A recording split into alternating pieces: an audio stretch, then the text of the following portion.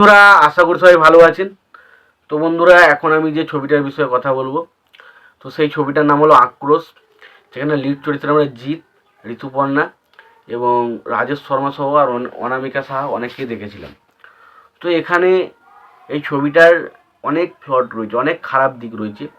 তারপরেও কিন্তু ছবিটাকে ভালো বলা যায়, তার কারণ ছবিটা ভালো লাগে, ডেফিনেটলি ভালো লাগে। কিছু গান রয়েছে, গানগুলো কিন্তু খুব ভালো।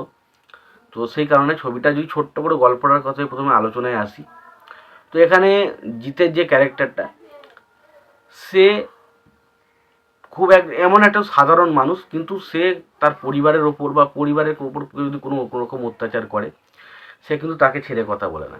তার ওপর সে, এবং সেই রকম একটা পরিস্থিতি জিতের এই ক্যারেক্টারটা মানে এমন একটা পরিস্থিতির সম্মুখীন হচ্ছে যেটা থেকে সে আর উদ্ধার হতে পারছে না। তো এখানে আমরা যেটা দেখতে পাই আক্রোশ ছবিতে, যে একটা পাড়া গ্রাম এরম টাইপের যারা রয়েছে বা বাজার রয়েছে, সেখানে দুটো দল রয়েছে এবং দুই দলের দুই ডন রয়েছে, এবং তারা এসে প্রচণ্ড লুটপাট করে, অ্যাকশন করে, সবসময় মারপিট করে। এবং সেই মুহূর্তে সেই ডনের মধ্যে এমন একটা ডন রয়েছে যে কিনা তার মায়ের ওপর অত্যাচার করে জিতের, এবং সেই মুহূর্তে জিত তাদেরকে মারে। এবং সেই মারার পর পুরো ব্লেন মানে পুরো যে একটা ডনের বিষয়বস্তুটা, তারা কিন্তু জিতের পেছনে পড়ে যায়, এবং ফলে জিতকে তাকে বাঁচতে সেইখানে ছেড়ে পরবর্তী যে ডনের সেখানে তাকে থাকতে হয়। এবং সেই পরিস্থিতিতে জিতের কীরকম কী কাটে, কী কী সিচুয়েশন ঘটে, সেই জিনিসগুলো সিনেমার মধ্যে দেখানো হয়। তো ছবিতে প্রথমত যে সবচেয়ে যেটা পজিটিভ দিক হচ্ছে, সেটা হচ্ছে জিতের পারফরমেন্স। জিত এই ছবিতে কিন্তু বেশ ভালো একটা কাজ কিন্তু করেছে। ছবিতে অ্যাকশন সিনটা বেশ প্রথম ডাউন দিয়ে মানে জিত এরম মানে টাকাগুলোকে মানে পয়সাগুলোকে এরম ছড়ে এবং তারপর হাতের উপরে এরম রাখে, তারপর সে অ্যাকশন করে। তো সেই দৃশ্যটা কিন্তু দারুণ ছিল, সেটা দেখতে হেভি লাগে। ছবিতে অ্যাকশন কিন্তু ভালো ভরপুর পরিমাণে রয়েছে। অ্যাকশনের পাশাপাশি একটা গান রয়েছে বিজিএম, সেটা খুব ভালো লাগে। ঋতুপর্ণার সাথে জিতের যে কেমিস্ট্রিটা আমার দারুণ লেগেছে, সেটা আমি বলতে পারবো না।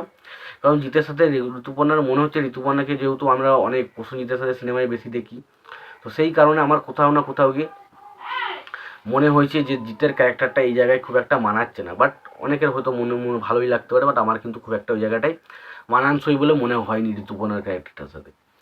এবার গানগুলোর যদি কথা বলি, এখানে এই শুনশান কালো রাতি রে, ওই গানটা খুব ভালো ছিল, ডেফিনেটলি খুব ভালো গান। ছবির বাকি গানগুলো কিন্তু মোটামুটি, ছবিতে সাপোর্টিং কাস্টে যারা রয়েছিল প্রত্যেকের কাজ ভালো, ডিসেন্ট।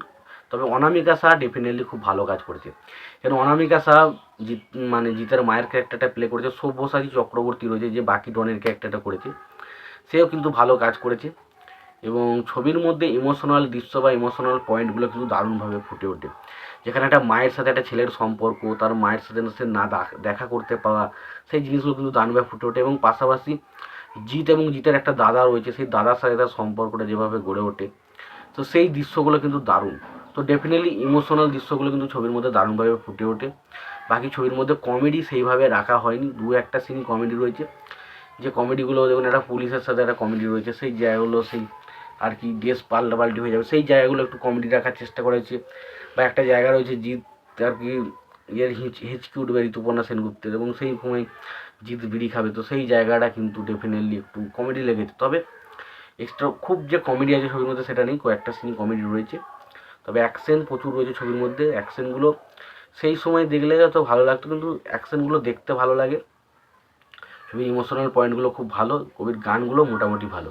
তো ওভারঅল যদি ছবিটার কথা বলা হয়, ওভারঅল ছবিটা হচ্ছে একটা ডিসেন্ট ছবি, খুব এক্সট্রা অর্ডিনারি ছবি না। তবে যদি আপনারা দেখতে চান, ছবিটা অবশ্যই একবার দেখতে পারেন। আর যদি আপনারা ছবিটা দেখে থাকেন, আপনাদের কেমন লেগেছে জানাবেন। আর সবশেষে একটাই কথা বলবো, যদি ভিডিওটি পছন্দ হয় অবশ্যই লাইক কমেন্ট শেয়ার করে দেবেন। চ্যানেলটা নতুন হয়ে থাকলে অবশ্যই চ্যানেলটি সাবস্ক্রাইব করে নিয়ে পাশে বেল আইকনটা অবশ্যই প্রেস করে দেবেন। ভালো থাকবেন, সুস্থ থাকবেন, দেখা হচ্ছে পরে।